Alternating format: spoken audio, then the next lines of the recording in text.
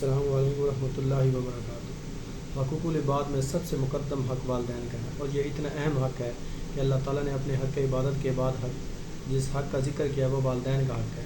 والدین کا حق یہ ہے کہ ان کے ساتھ حسن سلوک کیا جائے، ان کا مکمل ادب و احترام کیا جائے، نیکی اور بھلائی کے کاموں میں ان کی اطاعت و فرمانبرداری کی جائے، اور ہمیشہ ان کے سامنے سر تسلیم خم کیا جائے۔ قرآن و حدیث سے یہ بات واضح ہو کر سامنے آتی ہے کہ والدین سے حسن سلوک سے رزق میں فراوانی اور عمر میں زیادتی ہوتی ہے، جبکہ والدین کی نافرمانی کرنے والا اور ان کے ساتھ حسن سلوک سے پیش نہ آنے والا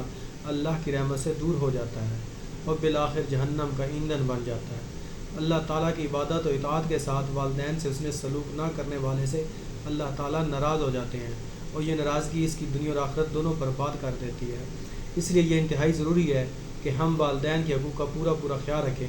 اس معاملے میں قرآن و سنت سے ہمیں جو رہنمائی ملتی ہے، اس کی روشنی میں اپنے رویوں کو درست اور کردار کی تعمیر کریں۔ اسلام میں والدین کے حقوق کیا بیان ہوئے ہیں؟ جواب: والدین سے حسن سلوک کو اسلام نے اپنی اساسی تعلیم قرار دیا ہے، اور ان کے ساتھ مطلوبہ سلوک بیان کرنے کے لیے احسان کے جامع اصطلاح استعمال کی، جس کے معنی کمال درجہ کے حسن سلوک ہے۔ ہر مرد عورت پر اپنے ماں باپ کے حقوق ادا کرنا فرض ہے۔ والدین کے حقوق کے بارے میں قرآن حکیم میں ارشاد ہوتا ہے: اور آپ کے رب نے حکم فرما دیا ہے کہ تم اللہ کے سوا کسی کی عبادت مت کرو، اور والدین کے ساتھ حسن سلوک کیا کرو۔ اگر تمہارے سامنے دونوں میں سے کوئی ایک یا دونوں بڑھاپے کو پہنچ جائیں تو انہیں اف بھی نہ کہنا، اور انہیں جھڑکنا بھی نہیں، اور ان دونوں کے ساتھ بڑے ادب سے بات کیا کرو۔ اور ان دونوں کے لیے نرم دل سے عجز و انکساری کے ساتھ بازو جھکائے رکھو، اور اللہ کے حضور عرض کرتے رہو: اے میرے رب، ان دونوں پر رحم فرما جیسا کہ انہوں نے بچپن میں مجھے رحمت و شفقت سے پالا تھا۔ والدین کی خدمت و اطاعت اور تعظیم و تکریم عمر کے ہر حصے میں واجب ہے، بوڑھے ہوں یا جوان، لیکن بڑھاپے کا ذکر خصوصیت سے ہے کہ اس عمر میں جا کر ماں باپ بھی بعض مرتبہ چڑچڑے ہو جاتے ہیں، اور عقل و فہم میں بھی جواب دینے لگتی ہے، اور انہیں طرح طرح کی بیماریاں بھی لاحق ہو جاتی ہیں۔ وہ خدمت کے محتاج ہو جاتے ہیں تو ان کی خواہشات و مطالبات بھی کچھ ایسے ہو جاتے ہیں جن کا پورا کرنا اولاد کے لیے مشکل ہو جاتا ہے۔ اس لیے قرآن حکیم میں والدین کی دلجوئی اور راحت رسانی کے احکام دینے کے ساتھ انسان کو اس زمانہ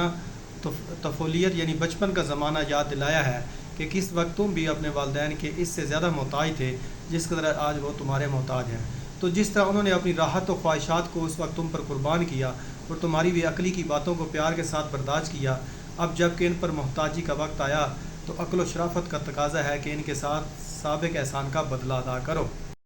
حضرت ابن عمر رضی اللہ تعالیٰ عنہ کا قول ہے، حضرت عمر رضی اللہ تعالیٰ عنہ سے کسی نے پوچھا کہ میں نے خراسان سے اپنی والدہ کو اپنے کندھے پر اٹھایا اور بیت اللہ لایا، اور اسی طرح کندھے پر اٹھا کر حج کے مناسک ادا کروائے، کیا میں نے اپنی والدہ کا حق ادا کر دیا؟ تو حضرت عبداللہ بن عمر رضی اللہ عنہما نے فرمایا: ہرگز نہیں، یہ سب تو ماں کے اس ایک چکر کا برابر نہیں جو اس نے تجھے پیٹ میں رکھ کر لگایا تھا۔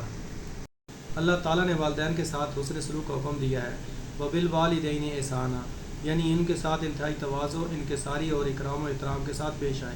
بے ادبی نہ کرے، تکبر نہ کرے، ہر حال میں ان کی اطاعت کرے۔ الا یہ کہ وہ اللہ کی نافرمانی کا حکم دے تو پھر ان کی اطاعت جائز نہیں۔ سورہ عنکبوت میں اللہ تعالیٰ کا ارشاد گرامی ہے کہ ہم نے انسان کو اس کے ماں باپ کے ساتھ نیک سلوک کرنے کا حکم دیا ہے، اور ساتھ یہ بھی بتا دیا ہے کہ اگر وہ تجھ پر اس بات کا زور ڈالے کہ تو ایسی چیز کو میرے شریک ٹھہرائے جس کے معبود ہونے کی کوئی دلیل تیرے پاس نہ ہو، تو ان کا کہنا مت ماننا۔ حضرت حسن رضی اللہ عنہ فرماتے ہیں کہ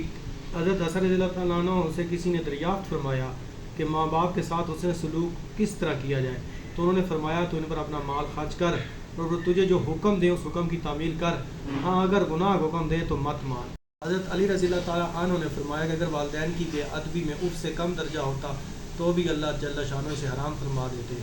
حضرت مجاہد رحمہ اللہ علیہ نے فرمایا کہ اگر والدین بوڑھے ہو جائیں اور تمہیں ان کا پیشاب دھونا پڑے تو بھی اف مت کہنا، کیونکہ وہ بچپن میں تمہارا پیشاب و پخانہ دھوتے تھے۔ حضرت اماں عائشہ رضی اللہ تعالیٰ عنہ مروی ہے، وہ فرماتی ہیں کہ ایک شخص رسول صلی اللہ علیہ وسلم کی خدمت میں حاضر ہوا،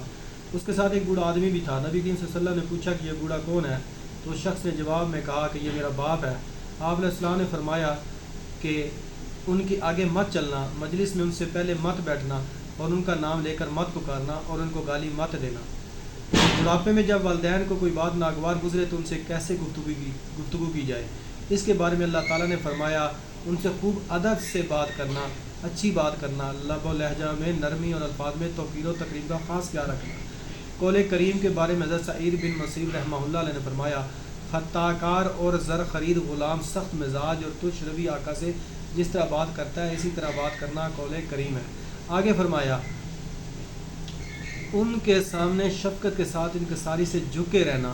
حضرت عروہ رحمہ اللہ سے کسی نے پوچھا کہ اللہ نے قرآن میں والدین کے سامنے جھکے رہنے کا حکم دیا ہے، اس کا کیا مطلب ہے؟ تو انہوں نے فرمایا اگر وہ کوئی بات تیری ناگواری کی کہیں تو ترچھی نگاہ سے بھی ان کو مت دیکھ کہ آدمی کی ناگواری اول سے اس کی آنکھ سے ہی پہچانی جاتی ہے، اور فرمایا کہ ان کے سامنے ایسی روش اختیار کر کہ تیری وجہ سے ان کی دلی رغبت پوری کرنے میں فرق نہ آئے، اور جس چیز کو والدین پسند کرے تو وہ ان کی خدمت میں پیش کرنے میں کوئی کنجوسی مت کرنا۔ حضرت مفتی شفیع صاحب رحمہ اللہ علیہ نے معروف القرآن میں لکھا ہے کہ والدین کی خدمت و اطاعت کا حکم کسی زمانے میں عمر کے ساتھ مقید نہیں، بہرحال ہر عمر میں والدین کے ساتھ حسن سلوک کرنا واجب ہے، کیونکہ والدین کی خدمت اور ان کی رضامندی میں اللہ تعالیٰ کی رضامندی ہے اور ان کی ناراضگی میں اللہ کی ناراضگی ہے۔ حضرت عبداللہ بن عمر رضی اللہ عنہ فرماتے ہیں کہ رسول صلی اللہ علیہ وسلم نے فرمایا اللہ کی رضامندی والدین کی رضامندی میں ہے اور اللہ کی ناراضگی ماں باپ کی ناراضگی میں ہے۔ حضرت ابن عباس رضی اللہ تعالیٰ عنہ فرماتے ہیں کہ حضور اقدس صلی اللہ علیہ وسلم نے فرمایا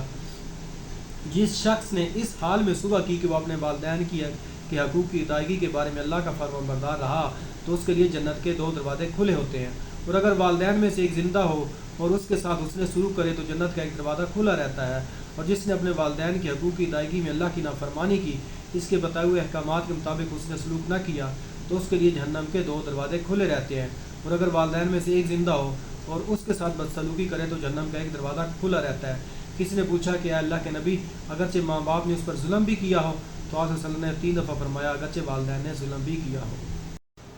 والدین کے لیے دعا کا اہتمام کرنا۔ اللہ تعالیٰ نے جہاں والدین کے ساتھ حسن سلوک حکم دیا ہے وہیں پر ان کے لیے دعا کرنے کی تعلیم بھی ارشاد فرمائی ہے۔ چنانچہ ارشاد خداوندی ہے کہ اے میرے پروردگار تو میرے والدین پر رحم فرما جیسا کہ انہوں نے بچپن میں رحم اور شفقت کے ساتھ میری پرورش کی۔ ہر نماز کے بعد والدین کے لیے دعا کرنا معمول بنا لیں۔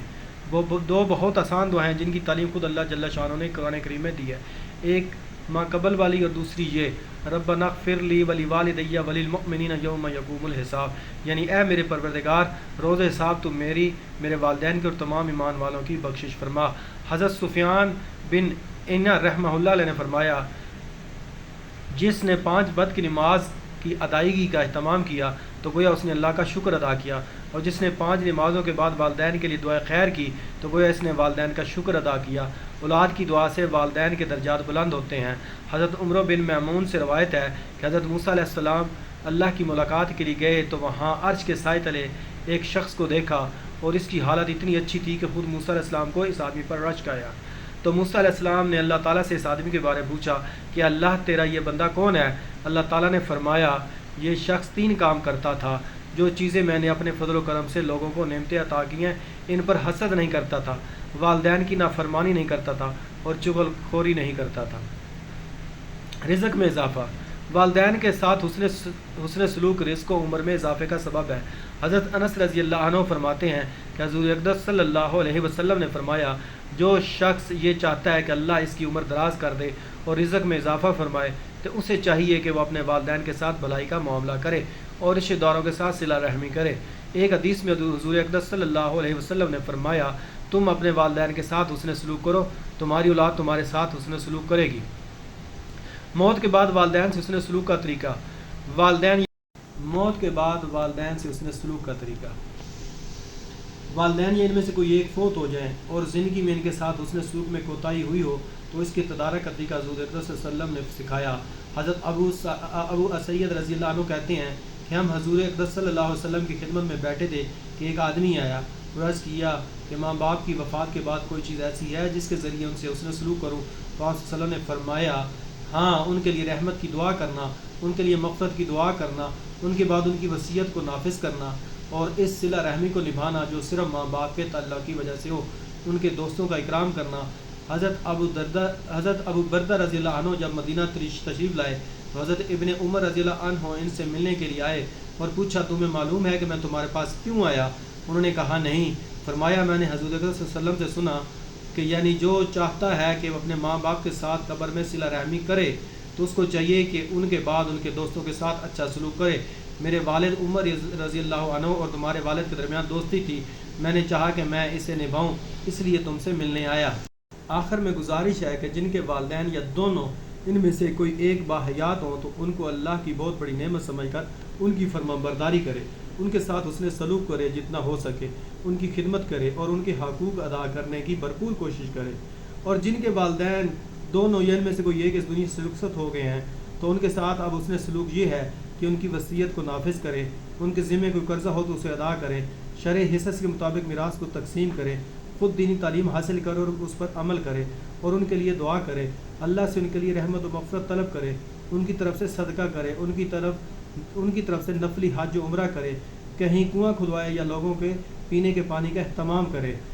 دینی کتابیں خرید کر وقف کرے، مسجد بنوائے، مدرسہ بنوائے، یا دینی علم حاصل کرنے والے مہمانان رسول کی ضروریات کو پورا کرنے میں تعاون کرے، والدین کے قریبی رشتہ داروں اور تعلق والوں کے ساتھ حسن سلوک کرے،